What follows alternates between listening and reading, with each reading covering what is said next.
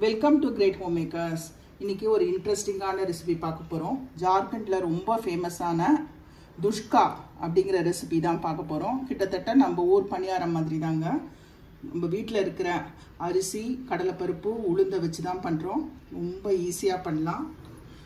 அங்கே அவங்க பிரேக்ஃபாஸ்ட்டுக்கு இதை எடுத்துப்பாங்க. வெளியில் கிறிஸ்பாகவும் உள்ளே நல்லா சாஃப்டாகவும் இந்த துஷ்கா ரெசிபி இருக்கும். இது எப்படி பண்ணுறதுன்னு நம்ம இப்போ ஒரு கப் பச்சரிசி, அதோட 1/3 கப் கடலைப்பருப்பு, 1/4 கப் உளுத்தம்பருப்பு, இது எல்லாத்தையுமே ஒன்றா போட்டு இது 2 தடவை நல்லா வாஷ் பண்ணிக்கலாம். அரிசியும் பருப்பும் நல்லா வாஷ் பண்ணியாச்சு. வேணுங்கிற அளவு தண்ணி விட்டு நல்லா ஒரு 4 hours இது நல்லா ஊறட்டும். அரிசியும் பருப்பும் நல்லா ஊறியாச்சு.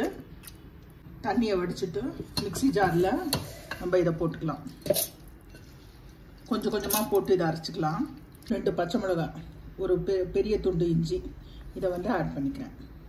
கொஞ்சமாக தண்ணி விட்டு இதை நைஸ் பேஸ்ட்டாக அரைச்சிக்க போகிறோம். நல்லா நைஸாக நம்ம அரைச்சிக்கணும். அரைச்ச மாவை ஒரு பவுலில் ட்ரான்ஸ்ஃபர் பண்ணிக்கிறேன். மீதி அரிசியும் நம்ம அரைச்சிடலாம். செகண்ட் பேட்ச் அரிசி பருப்பையும் ஊற வச்ச அரிசி பருப்பையும் அரைச்சாச்சு. இதையும் இதிலேயே சேர்த்துக்கலாம். மாவு நல்லா மிக்ஸ் பண்ணிக்கலாம். இது ஒரு 2 ஹவர்ஸ்க்கு அப்படியே ஃபர்மெண்ட் ஆகட்டும். மூடி வச்சுட்றேன் நான். அப்படியே மாவு 2 ஹவர்ஸ் ஆயாச்சு. அரைச்சி 2 ஹவர்ஸ் அப்படியே நான் மூடி வச்சுருந்தேன். எவ்வளோக்கு எவ்வளோ புளிக்கிறதோ இந்த டிஷ் ரொம்ப நல்லாயிருக்கும். இந்த மாவுக்கு ஒரு 1/2 டீஸ்பூன் மஞ்சப்பொடி, தேவையான அளவு உப்பு, ஜீரகம் ஒரு 1/2 டீஸ்பூன், பெருங்காயம் ஒரு 1/2 டீஸ்பூன் சேர்த்து நல்லா மிக்ஸ் பண்ணிக்கலாம்.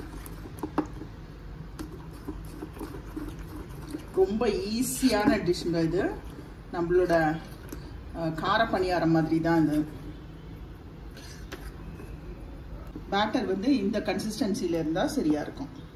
நம்ம தோசை வாக்குற மாதிரி இருக்கிற கன்சிஸ்டன்சி, ரொம்ப கெட்டியாகவும் இல்லாமல் ரொம்ப தண்ணியாகவும் இல்லாமல் மாவு இருக்கணும்.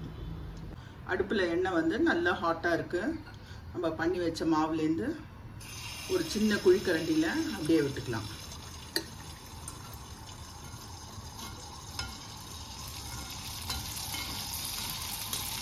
மாவு நல்லா ஃபர்மெண்ட் ஆகும்போது இது ரொம்ப சூப்பராக வருங்க. ஒருவேளை உடனே பண்ணணும் அப்படின்னா ஒரு சிட்டிகை சோடா உப்பு போட்டுக்கலாம். நம்ம இதை ஃபர்மெண்ட் பண்ணி பண்ணுறோம். ரொம்ப சூப்பராக இருக்கும்.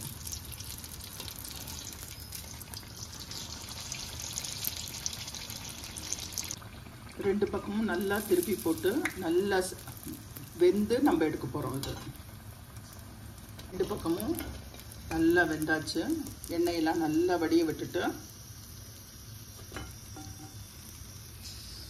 நம்ம துஷ்காவை எடுத்துடலாம். இதே மாதிரி நம்ம எல்லா துஷ்காவையும் பண்ணிடலாம். இங்கே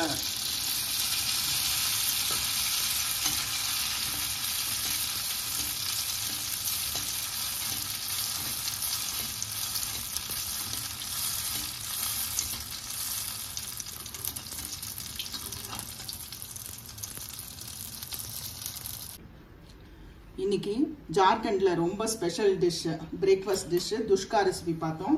அதுக்கு ஒரு உருளைக்கிழங்கு சாக் பண்ணுவாங்க. ஒரு சிம்பிள் டிஷ் இது. இதுவும் ரொம்ப சிம்பிள் டிஷ் தான். இதை அதோட சாப்பிடும்போது ரொம்ப சூப்பராக இருக்குங்க. கண்டிப்பாக எல்லாரும் ட்ரை பண்ணி பாருங்க.